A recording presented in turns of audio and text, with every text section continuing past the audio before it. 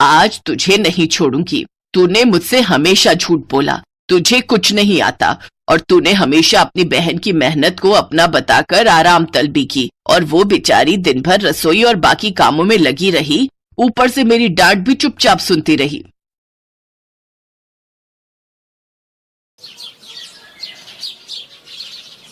एक गांव में बहुत गरीब परिवार था। तुम्हारे पिताजी अभी तक नहीं आए हैं। कितनी देर हो गई है। माँ, आप चिंता मत कीजिए, पिताजी आते ही होंगे। सुनैना ऐसा कहने के बाद अपनी दोनों बहनों को खाना दे देती है। आज मेरा खाना खाने का मन नहीं है। हाँ, मेरा भी मन नहीं है। तुम दोनों ऐसा क्यों बोल रही हो? चलो खाना खाओ। दीदी, हम डाइटिंग पर हैं, आप समझा करो। तुम और ये तुम्हारे अमीरों वाले चोचले मुझे तो समझ ही नहीं आते। एक दिन देखना हम बहुत अमीर बनेंगे। प्रीति इतना कहती है कि उनका शराबी पिता घर लौट आता है। अरे झूम बराबर झूम शराबी, झूम बराबर झूम, झूम बराबर झूम शराबी, झूम बराबर झूम। आज आप फिर से इतनी शराब पीकर आ गए हो? शराब? क्या मैंने तेरे बाप की पी है? अरे अपने पैसों से पी है। तू होती कौन है मेरे ऊपर उंगली उठाने वाली? जरा भी शर्म नहीं आई आपको अपनी ही बेटियों के सामने शराब पीकर आने में? अपनी बेटी के लिए आज मैं बहुत खुश हूँ, और ये शराब भी मैंने खुशी में ही पी है। खुशी? कैसी खुशी? मैंने अपनी बेटी का रिश्ता पक्का कर दिया है। वो उस घर में बहुत खुश रहेगी। अरे वो लोग इतने अच्छे हैं कि उन्हें हमसे दहेज भी नहीं चाहिए। आपने रिश्ता कर दिया, मुझे बताया भी नहीं। कौन है वो लोग? उनका घर बार कैसा है? तो चुप बोला। मैंने अपनी बेटी का भविष्य देखा है। मेरी बेटी वहाँ बहुत अच्छे से रहेगी। चल, अब मुझे खाना दे। इस तरह प्रमोद शराब के नशे में खटिया पर बैठ जाता है। सुजाता उसे खाना देती है। कुछ ही दिनों में प्रमोद अपनी बेटी की शादी एक लड़के से करवा देता है जो कि पहले से ही गरीब था, लेकिन इस शादी के पीछे दूसरा कारण था। भाई साहब, अब तो हिसाब क्लियर है ना? हाँ, अब हिसाब क्लियर है। तू जुए में अपनी बेटी को हार गया। कैसा बाप है तू? चल ठीक है, अब मैं तेरी बेटी को अपने घर ले जा रहा हूँ। आज से तेरी बेटी मेरे बेटे की बहू हुई। प्रमोद ये सुनकर चुप रह जाता है और अखिलेश अपने बेटे और बहू को अपने साथ अपने घर ले आता है। अखिलेश भी एक गरीब ही था। अपने गरीब ससुराल आने के बाद सुनैना अपने घर की जिम्मेदारियों को समझने की कोशिश करती है। कपड़े धोने के लिए साबुन नहीं है घर में, राशन भी खत्म हो गया है, अब मैं क्या करूं? सुनैना पड़ोस की शीतल से थोड़े कच्चे चावल मांग कर ले आती है, जिसके बाद वह चूल्हे पर मसाले वाले चावल बनाकर अपने ससुराल में सभी को खिलाती है।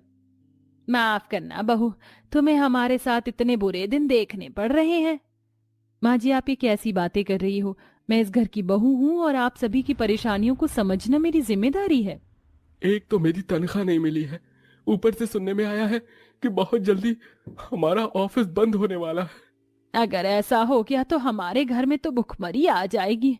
बेटा, तू पहले से ही कोई नौकरी ढूंढ ले। हम नौकरियां कहाँ मिलती हैं? इस तरह सुनैना अपने मायके में भी गरीबी से जूझ रही थी और ससुराल में भी, लेकिन उसकी दोनों बहनें बहुत समझदार होती हैं और वह अपने पसंद के अमीर लड़कों से शादी कर लेती हैं। माँ, हमें आशीर्वाद दीजिए। हम अपनी जिंदगी की नई शुरुआत करने जा रहे हैं।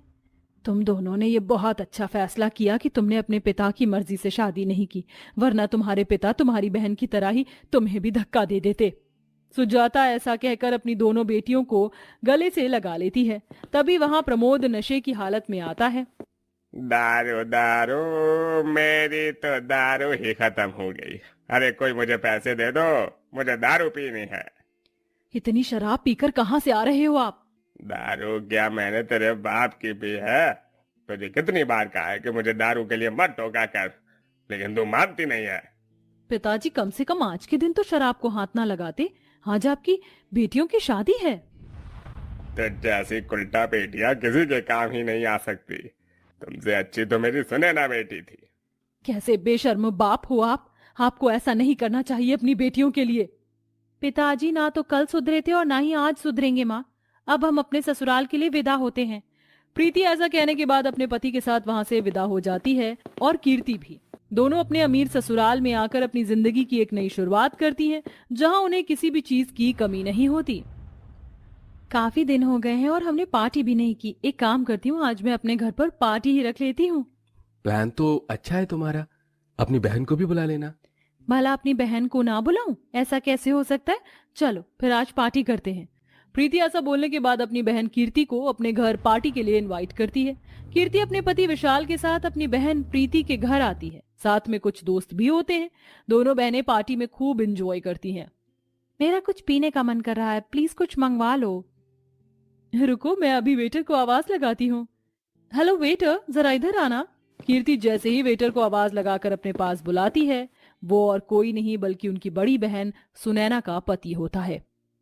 अरे जीजा जी, आप यहाँ? आप हमारे घर में वेटर की जॉब के लिए आए हो? हाँ, दरअसल मैं जिस कंपनी में काम कर रहा था वहां से मेरी नौकरी छूट गई और फिर कल तुम्हारी बहन का जन्मदिन है, मुझे उसका बर्थडे मनाना था, बस इसीलिए। ये कहकर रोहित वहां से चला जाता है और उसे अब वहां काम करने में इतनी शर्म आ रही थी कि वो उसी वक्त अपने पैसे लिए बिना ही काम को छोड़कर वापस घर लौट आता है। अजी, आप इतनी जल्दी आ गए? आप तो रात के 2 बजे आने वाले थे, अभी तो 11 बजे हैं। हाँ, बस ऐसे ही काम खत्म हो गया था। तुम अभी तक सोई नहीं क्या? नींद ही नहीं आ रही थी और फिर जब तक आप आ नहीं जाते हो मुझे नींद कहाँ आती है। माँ बाबूजी ने खाना खाया था? हाँ, खा लिया था। और तुमने? मैंने भी। तुम झूठ नहीं बोल पाती हो, मुझे पता है तुमने नहीं खाया ताकि तुम माँ बाबूजी को पेट भर कर खिला सको। मैं बहुत गरीब हूँ, तुम्हारी जरूरत है तो बहुत दूर, तुम्हें 2 वक्त का खाना भी सही से नहीं खिला पा रहा। परेशान मत होइए, एक दिन सब कुछ ठीक हो जाएगा। भूखे पेट सुनैना रोहित के साथ सो जाती है। अगले दिन जब सवेरा होता है, सुनैना के घर के बाहर 2-3 गाड़ियां आकर रुकती हैं। इतनी सारी गाड़ियां? उन गाड़ियों के अंदर से सुनैना की दोनों अमीर बहनें निकलती हैं।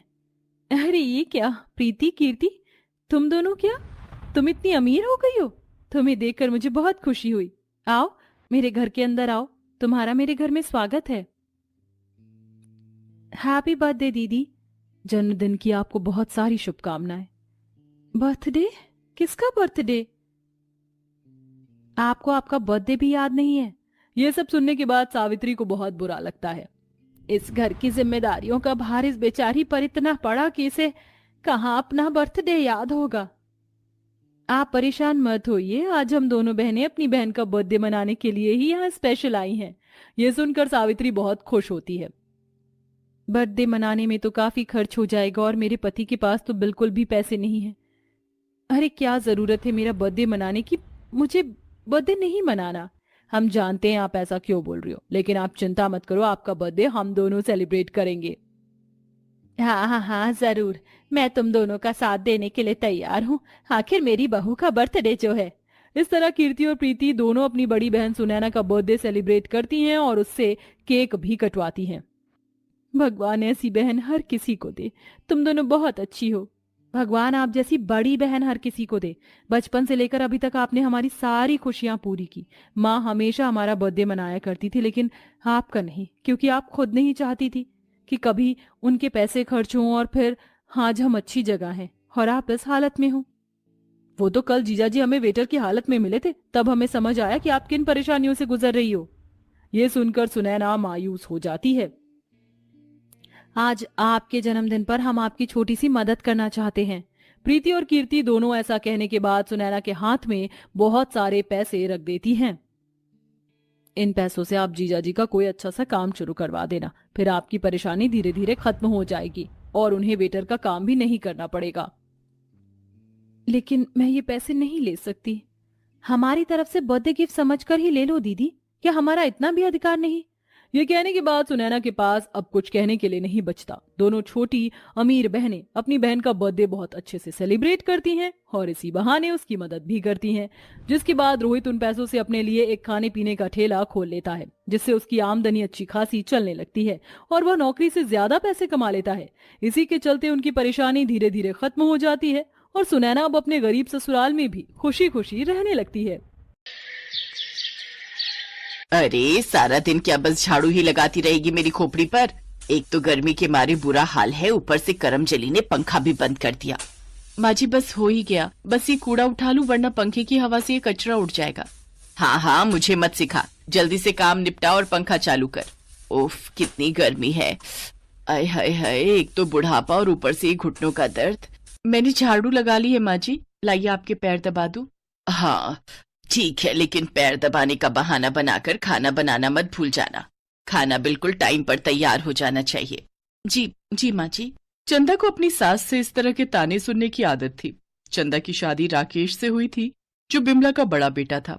बिमला के 2 बच्चे थे, बड़ा राकेश और छोटी बेटी रंजना। रंजना की शादी राकेश से पहले ही हो चुकी थी। राकेश एक फैक्ट्री में क्लर्क था। बिमला अपनी बेटी रंजना से बहुत प्यार करती थी, जबकि उसकी बहू चंदा उसे फूटी आंख नहीं सुहाती थी, और ऐसा इसलिए भी था क्योंकि चंदा बहुत अमीर परिवार से नहीं थी। चंदा घर के सारे काम कितने ही अच्छे तरीके से क्यों न करे, बिमला उसके हर काम में मीन मेक निकाल ही लेती थी। फिर एक शाम जब बिमला घर से बाहर टहलने गई, तब उसकी मुलाकात अपनी एक सहेली से हो गई। ओहो बिमला, कैसी हो? आज बड़े दिन बाद दिखी। आहा, बस क्या बताऊं, ये बुढ़ापा जान ले रहा है मेरी। अरे हंस क्यों रही हो? मैंने कौन सा चुटकुला सुनाया तुम्हें? तुम्हारी बात पर हंस रही हूँ। 65 की हो गई हो तो अब बुढ़ापा परेशान नहीं करेगा तो और कौन परेशान करेगा? हाँ हाँ हाँ, बना लो मजाक तुम भी। और वैसे एक बात बता दूं, अभी 65 की नहीं हुई हूं मैं, फिलहाल 64 की हूँ, समझी? तुमसे कोई नहीं जीत सकता। अच्छा ये सब छोड़ो, अब चंदा कैसी है? उसके हालचाल सुनाओ। कैसी क्या है, एक नंबर की कामचोर है मुई। जब देखो काम से जी चुराती रहती है। उसे बताती कुछ हूँ, करती कुछ है। माँ बाप ने कुछ सिखाकर नहीं भेजा। अरे पर तुम्हारा घर तो बड़ा व्यवस्थित रहता है, इस बात की हर कोई तारीफ करता है मोहल्ले में। अरे वो सब तो मेरी वजह से है। मैं ना हूं तो पता नहीं मेरे राकेश का क्या हो, मेरा घर तो बर्बाद ही हो जाए। अरे तुम फालतू परेशान होती हो बिमला, चंदा बड़ी प्यारी लड़की है। एक अच्छी पत्नी और अच्छी बहू के सारे गुण दिखाई देते हैं मुझे तो उसमें। जाने दो, दूर के ढोल तो हमेशा सुहाने ही दिखते हैं। तुम क्या जानो उसकी असलियत? क्यों, ऐसा क्या हो गया? कुछ किया क्या उसने? अरे एक नंबर की लालची है। मुझे तो लगता है कि उसकी नजर हमेशा मेरी पेंशन और मेरे गहनों पर ही लगी रहती है। पर तुम्हारे बाद तो वो सारी चीजें उसकी और राकेश को ही मिलेंगी ना? कतई ना, वो लेकर ही क्या आई थी जो मैं उसे सब कुछ देकर जाऊं? मैंने तो सब सोच रखा है, मैं तो सारा जेवर और पैसा अपनी रंजना को दे जाऊंगी। चंदा चाहे बिमला की कितनी ही सेवा क्यों न कर ले, लेकिन बिमला के मन में उसके लिए जो कड़वाहट भरी हुई थी, उसे खत्म कर पाना बड़ा मुश्किल था। फिर एक सुबह, माँ कहाँ हो माँ, देखो मैं आ गई। अरे रंजना, आजा आजा मेरी प्यारी बिटिया, कितनी कमजोर हो गई है। ससुराल में अच्छा खाना नहीं मिलता क्या? बस माँ क्या बताऊं, अब ससुराल में मायके जैसा सब कुछ कहाँ मिलता है। खैर मेरी छोड़ो, और ये बताओ तुम कैसी हो? कैसी होंगी बेटा, बस कट रही है। क्यों, ऐसा क्या हो गया? भाभी ने फिर कुछ किया क्या? अरे तू उसे छोड़ना और बता। कैसे छोड़ दूं? मेरी माँ का तो जीना हराम कर रखा है उसने। आप मुझे बताओ अब क्या किया उसने? रंजना के आते ही उन दोनों ने चंदा को जी भर कर कोसना शुरू कर दिया। तभी रंजना की आवाज सुनकर चंदा भी रसोई से बाहर आकर बोली, अरे रंजना दीदी कैसी हो आप? ठीक हूँ। जीजा जी नहीं आए? नहीं, वो बहुत बिजी रहते हैं तो नहीं आए। माँ वो असल में ये 2 दिनों के लिए शहर के बाहर गए हैं, एक जरूरी मीटिंग के लिए। तो सोचा कि अब 2 दिनों तक वहां अकेली क्या करूंगी, तो मैं आपके पास चली आई। बिल्कुल ठीक किया तूने, वैसे भी कितने दिन हो गए थे तुझे देखे हुए। तेरा जब जी करे तू आ जाए कर। अच्छा माँ, अब बताओ क्या खिलाओगी? हाँ हाँ दीदी बताइए ना, क्या खाएंगी, मैं भी बना देती हूँ। मेरा तो मन पालक पनीर और पुलाव खाने का कर रहा है। अच्छी बात है माँ जी, मैं जरा बाजार जाकर पालक और पनीर ले आती हूँ। ठीक है, पर जरा जल्दी आना। इसके बाद चंदा पालक और पनीर लेने बाजार चली गई, और उसके जाते ही दोनों माँ बेटी ने फिर से उसकी बुराई शुरू कर दी। असल में रंजना अपनी माँ से 2 कदम आगे ही थी। वो जब भी मायके आती, चंदा के खिलाफ अपनी माँ के खूब कान भरती थी। माँ याद है मेरी एक सहेली थी, वो कनुप्रिया? हाँ हाँ, वो कन्नू ना, याद है मुझे। क्या हुआ उसे? पिछले महीने शादी थी उसकी, पता है उसके पापा ने दहेज में काट दी है उसे।